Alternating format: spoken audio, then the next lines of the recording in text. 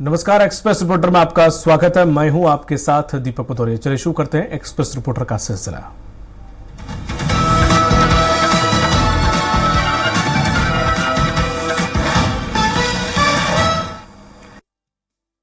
ग्रामीण रंग पर्यटन संघ का मुख्यमंत्री डॉक्टर मोहन यादव ने किया शुभारंभ। ग्रामीण क्षेत्रों में सरकार पर्यटन को देना चाहती है बढ़ावा। मध्य प्रदेश को विकसित और समृद्ध बनाने के लिए मुख्यमंत्री डॉक्टर मोहन यादव न सिर्फ शहर की ओर ध्यान दे रहे हैं बल्कि ग्रामीण क्षेत्रों में भी वो बखूबी ध्यान दे रहे हैं। और यही कारण है कि लगातार मुख्यमंत्री डॉक्टर मोहन यादव नवाचार करने से कभी भी परहेज नहीं करते। मुख्यमंत्री डॉक्टर मोहन यादव ने अब ग्रामीण रंग पर्यटन संघ कार्यक्रम का शुभारंभ किया है। इसके माध्यम से ग्रामीण क्षेत्रों यानी कि पंचायतों में आने वाले छोटे छोटे टूरिस्ट प्लेसों को वो आगे बढ़ाना चाहते हैं। मुख्यमंत्री डॉक्टर मोहन यादव की सोच है कि लोग ग्रामीण क्षेत्रों में जाएं और जो लोकल वहाँ की पर्यटक स्थल हैं उनका निरीक्षण करें और वहाँ का दौरा करें। मुख्यमंत्री डॉक्टर मोहन यादव ने इस समय पर एक कार्यशाला का भी अवलोकन किया जो भोपाल के कुशाभाऊ ठाकरे सभागार में आयोजित की गई है। उसमें मुख्यमंत्री डॉक्टर मोहन यादव ने चाक पर दिया बनाया।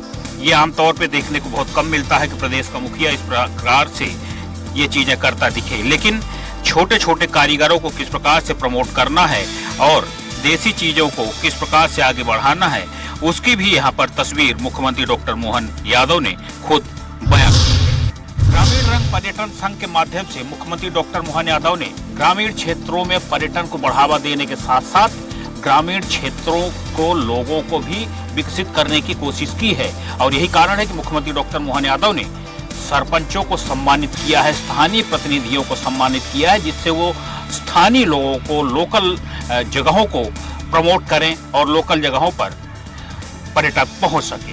भोपाल से एक्सप्रेस रिपोर्टर के लिए संदीप मिश्रा। ग्रामीण रंग पर्यटन संघ का मुख्यमंत्री डॉक्टर मोहन यादव ने किया शुभारंभ।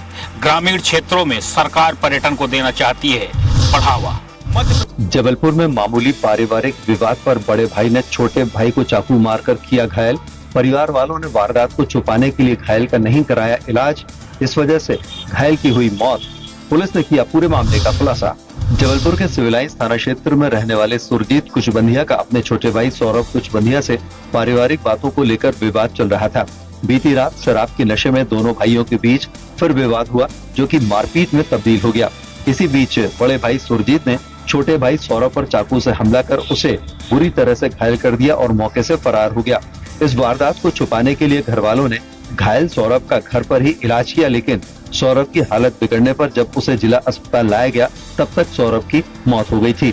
सूचना मिलने पर मौके पर पहुंची पुलिस ने जब परिजनों से पूछताछ की तब पूरा मामला सामने आ गया। पुलिस अब आरोपी सुरजीत की तलाश कर रही है। छोटी छोटी बातों में पारिवारिक रिश्तों में दरार आ रही है और बात हत्या तक पहुंच रही है। जरूरत है पारिवारिक संबंधों में मजबूती लाने की। Arun Dubey, access reporter, Jabalpur. करोड़ों की लागत से लगाई गई स्ट्रीट लाइट भ्रष्टाचार की भेंट कर गई। साल भर पहले 3 करोड़ 54 लाख रुपए की लागत से रतनपुर की सड़कों पर स्ट्रीट लाइट लगाया गया था। स्ट्रीट लाइट पूरी तरीका से भ्रष्टाचार की भेंट चढ़ गया है। स्ट्रीट लाइट सही तरीका से जले भी नहीं, लेकिन सारी राशि की भुगतान ठेकेदार को कर दी गई है। अभी शहर अंधेरे की साए में जी रहा है, लेकिन जिम्मेदार ठेकेदार के रसूख के आगे नतमस्तक नजर आ रहे हैं। ठेकेदारों पर कार्रवाई अब तक किसी तरह से नहीं हुई है। जांच जरूर होती है। विधायक ने भी इस मामले को लेकर विधानसभा में प्रश्न उठाया था और कहा था कि जांच होनी चाहिए। 5 सदस्यीय टीम भी बनी थी और जांच भी किया गया था, लेकिन आज भी हालात जो हैं जस के तस बने हुए हैं। स्ट्रीट लाइट जस के तस पड़े हुए हैं, लेकिन स्ट्रीट लाइट जल नहीं रहे हैं और कई जगहों पर स्ट्रीट लाइट लगी नहीं है, लेकिन राशि की भुगतान कर दी गई है। इससे नगर वासियों में काफी आक्रोश का माहौल है। Express reporter Kanha Tiwari, Swaraj express. Iran और इजराइल के बीच में भीषण युद्ध जारी है।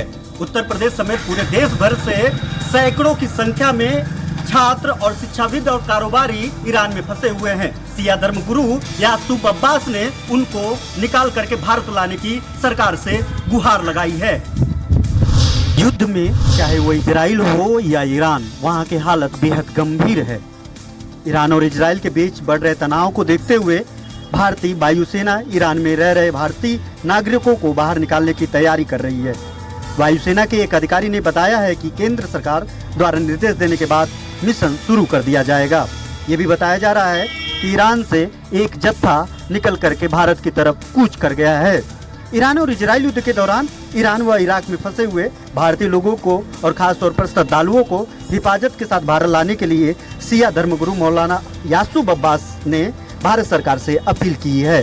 शिया धर्मगुरु यासूब अब्बास ने कहा है कि इस मामले में उनकी कई मंत्रालयों में बातचीत भी हो रही है। इसके पहले भारतीय दूतावास ने ईरान में फंसे हुए लोगों के लिए एक गाइडलाइन जारी किया है। हालांकि अगर बात करें तो राजधानी लखनऊ समेत उत्तर प्रदेश के सैकड़ों लोग वहां पे फंसे हुए हैं। बताया यह भी जा रहा है कि एक जत्था वहां से इंडिया के लिए रवाना भी हो गया है। लखनऊ से एक्सप्रेस रिपोर्टर घनश्याम निशान, चौरसिया। बीजेपी की प्रदेश मुख्यालय कुशाभाऊ ठाकरे परिसर में आज भाजपा विधायक दल की बैठक हुई। विधायक दल की बैठक राष्ट्रीय सह संगठन महामंत्री शिव प्रकाश की अध्यक्षता में। इस बैठक में मुख्यमंत्री विष्णुदेव साय, प्रदेश प्रभारी नितिन नवीन, डिप्टी सीएम विजय शर्मा, अरुण साव सहित तमाम विधायक शामिल हुए। बैठक में मुख्य रूप से मोदी सरकार के 11 साल पूरे होने के अवसर पर पार्टी की ओर से चलाए जाने वाले अभियानों और कार्यक्रमों की रूपरेखा तय की गई। बैठक के बाद डिप्टी सीएम अरुण साव ने जानकारी देते हुए बताया कि विधायक दल की बैठक में निर्णय लिया गया है कि 9 जून से 21 जून तक पूरे राज्य में विशेष कार्यक्रम आयोजित किए जाएंगे। इस दौरान केंद्र सरकार की योजनाओं और उपलब्धियों को जनता तक पहुंचाने का अभियान। राजनीतिक विशेषज्ञों की माने तो इस बैठक का प्रमुख उद्देश्य सत्ता और संगठन के बीच तालमेल बनाना रहा। रायपुर से एक्सप्रेस रिपोर्टर दिलीप साहू। झांसी की रानी लक्ष्मीबाई के बलिदान दिवस के मौके पर ग्वालियर में वीरांगना द्वारा युद्ध में उपयोग किए गए अस्त्र शस्त्रों की एक प्रदर्शनी लगाई गई है। भारतीय स्वतंत्रता समर की महानायिका वीरांगना महारानी लक्ष्मीबाई के बलिदान दिवस के मौके पर ग्वालियर नगर निगम द्वारा एक प्रदर्शनी आयोजित की गई है।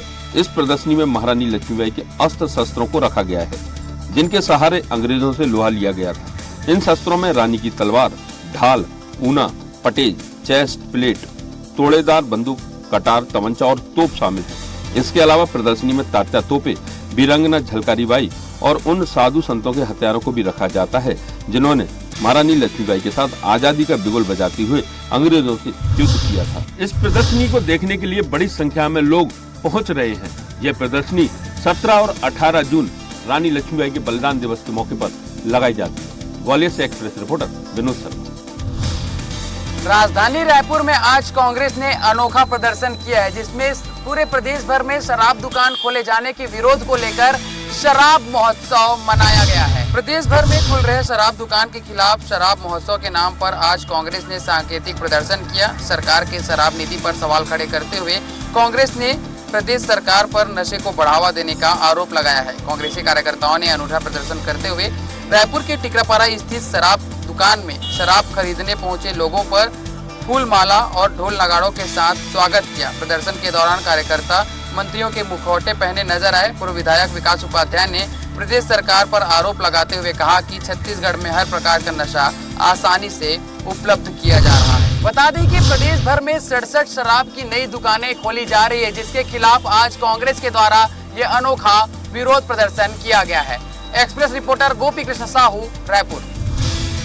रांची के आमखेड़ा के पास टाइल्स से भरा ट्राला रात 2:30 बजे अनियंत्रित होकर पलटा। ड्राइवर क्लीनर को मामूली सी चोट आई है। एक बड़ा हादसा बाल बाल बचा। रायसेन में रात करीब 2:30 बजे भोपाल से सागर जा रहा टाइल्स से भरा ट्राला सांची के आमखेड़ा पेट्रोल पंप के पास अनियंत्रित होकर पलट गया। ट्राला एक घर के पास पेड़ से टकरा कर रुक गया। हादसे में ट्राला के ड्राइवर और क्लीनर को मामूली सी चोट आई है। दोनों घायलों को प्राथमिक उपचार के लिए सांची अस्पताल पहुंचाया गया। हादसे में घर को नुकसान पहुंचा है। घर में मौजूद परिवार के सदस्य सुरक्षित हैं। पुलिस ने घटनास्थल पर पहुंचकर मामले की जांच शुरू कर दी है। हादसे में पेड़ की कुछ डालियां टूट गईं। अगर पेड़ नहीं होता तो ट्राला सीधा घर पर गिरता और एक बड़ी जनहानि हो सकती थी। फिलहाल एक बड़ा हादसा बाल बाल चला। इस हाईवे पर आए दिन हादसे होते रहते हैं। स्थानीय लोगों ने इस रोड को 4 लेन करने की मांग की है। Naseem Ali, express reporter, Raisen. करोड़ों की लागत से लगाई गई स्ट्रीट लाइट भ्रष्टाचार की भेंट कर गई। साल भर पहले 3 करोड़ 54 लाख रुपए की लागत से रतनपुर की सड़कों पर स्ट्रीट लाइट लगाया गया था। स्ट्रीट लाइट पूरी तरीका से भ्रष्टाचार की भेंट चढ़ गया है। स्ट्रीट लाइट सही तरीका से जले भी नहीं, लेकिन सारी राशि की भुगतान ठेकेदार को कर दी गई है। अभी शहर अंधेरे की साए में जी रहा है, लेकिन जिम्मेदार ठेकेदार के रसूख के आगे नतमस्तक नजर आ रहे हैं। ठेकेदारों पर कार्रवाई अब तक किसी तरह से नहीं हुई है। जांच जरूर होती है। विधायक ने भी इस मामले को लेकर विधानसभा में प्रश्न उठाया था और कहा था कि जांच होनी चाहिए। 5 सदस्यीय टीम भी बनी थी और जांच भी किया गया था, लेकिन आज भी हालात जो हैं जस के तस बने हुए हैं। स्ट्रीट लाइट जस के तस पड़े हुए हैं, लेकिन स्ट्रीट लाइट जल नहीं रहे हैं और कई जगहों पर स्ट्रीट लाइट लगी नहीं है, लेकिन राशि की भुगतान कर दी गई है। इससे नगर वासियों में काफी आक्रोश का माहौल है। Express reporter Kanha Tiwari, Swaraj express.